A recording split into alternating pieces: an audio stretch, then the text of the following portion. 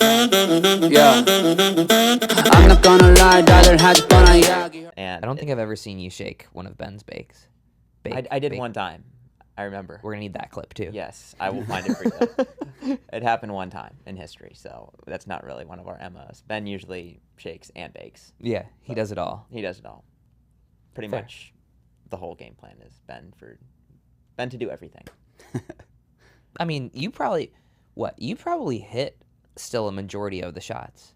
I feel like that's changed in recent years. I feel like if you charted how many balls I got over the course of the match versus how many he got, I feel like he hits more balls now. Whereas when I first started playing, the plan was to hit every ball to Collin. And then I feel like back in maybe 2020 or 2021, I think 2021, people figured out that maybe that's not the best game plan, because if you hit everything to Collin, he knows it's coming, and Ben's essentially just going to end up on his side, and you're playing 2 versus 1. Versus if you keep Ben on his side, maybe we have a better chance. And it was Pat and Jay that originally first started using that strategy, and it was also dependent on the skill set that they had, where Pat is a really good counterpuncher, and he was able to slow Ben down enough to where they felt comfortable dinking to Ben.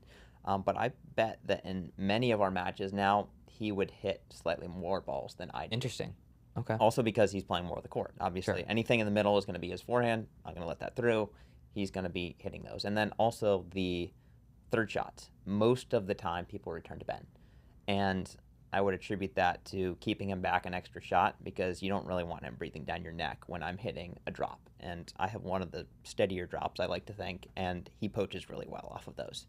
You don't really want that coming at you. And it's not that Ben's third is bad by any stretch. He can drive, he can drop, but they feel like they have a better chance if they return to him and keep him back a little longer, whereas I'm not really a threat to poach. And Except for that one time. Except for that one time. So percentage-wise, pretty unlikely. But that also would up the amount of shots that he gets, where they're going to target him with the third shots, with their returns, and also in transition, because transition is obviously one of my better things.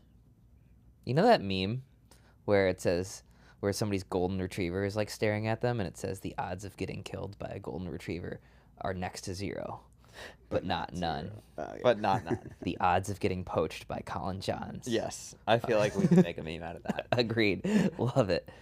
So last question on your game style with Ben.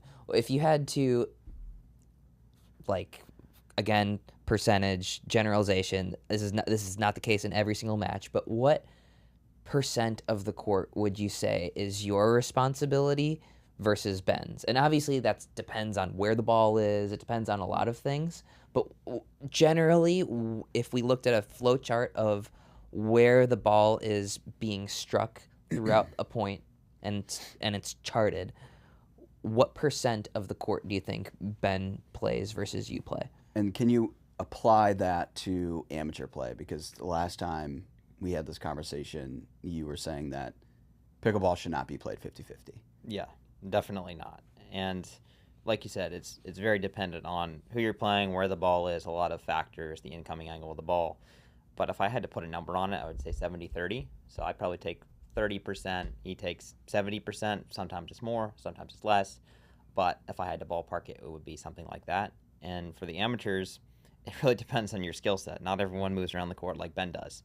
And if you're exposing yourself too much by playing 80% of the court, you may want to dial that back a little bit. But definitely the game is not meant to be played 50-50. And the closest you could have to that is if you had a left-handed Ben playing for me, where then they could, any middle ball, the left-handed Ben could take it, or the right-handed Ben, depending on what you want to do with the play.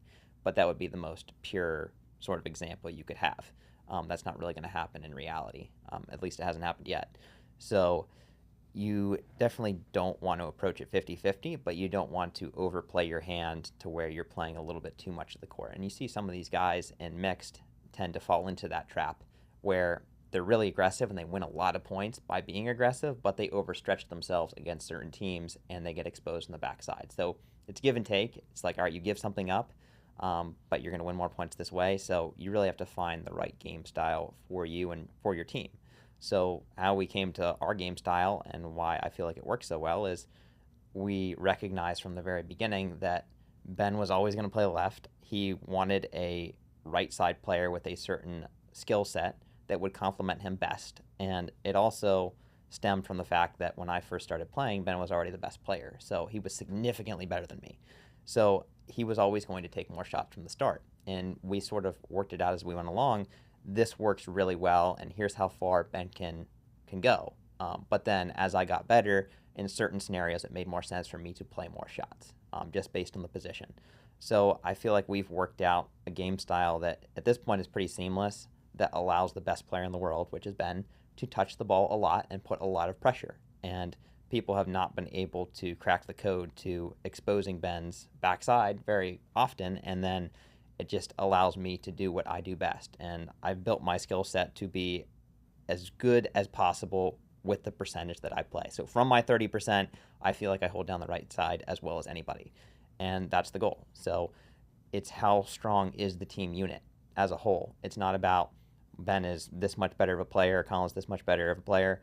It's that the team is very hard to beat the way that they play. And I feel like when we're playing our best, we don't lose to anybody. And until somebody's able to figure out a strategy that will consistently beat us, we're going to keep playing exactly the same way. Fair. Good answer. Yeah, I mean, I think, honestly, you catch some crap sometimes, right? On Collin's only playing whatever percentage of the court, but, that's by design. It's by design, exactly. I mean, in basketball, you could say that, look, somebody's shooting most of the team's shots. I'm like, okay, well, how good are they? Are they making them? Is the team winning? It's pretty, honestly, irrelevant when you look at the wins and losses. You just want to do what's going to be best for your team, which I think it's still not an easy role. It's not, and it's underestimated at times, and you play the right side a fair amount, and people will often ask me, what does it take to be a good right side player? And the first thing I say is the mentality. You can't be in the mentality of having an ego and trying to win the point for your team. Your job is to make your partner look good, and they're going to get the winners most of the time, and you're not going to get the credit for the winners most of the time. But if you do a really good job of passing the ball to your partner, like in basketball or other sports, you have enormous value, and your partners are going to love playing with you, and they're going to play better. So your job as the right side player is to make your partner look as good as possible. It's not to win the match for your team, except in very specific circumstances. Clip that. That's going to do well. So Connor Pardo told me that FanDuel lost a bunch of money in the first few weekends because everybody was just betting the house on you and Ben. It's got to be a nice vote of confidence for you. Oh, were they? I have no idea. I haven't checked into the betting part. I don't think we're supposed to. Yeah, I right. think that's somewhere in our gambling Another training. good political answer. You have all of FanDuel's money right now. It's familiar to me because when I played pro tennis, we had to go through this integrity course where it's like you can't talk to this person, you can't go on these bets. Did you guys have that for pickleball? For tennis, we did. But For pickleball, there's a course that we're supposed to take. I still think that we have to complete it. But definitely, because pickleball is so new, there are some players that would have no idea what all would be okay and not okay. Yeah. And once it gets a little bit more mainstream with the betting, you really got to be careful on what you do. So because of the background I have, I kind of know already not to do certain things. But you'll definitely have some issues in the next, year or two with certain players if they don't control it. Yeah, Pardo told me that they're pretty much just at this point, we're just not going to offer odds on anything that Ben plays in.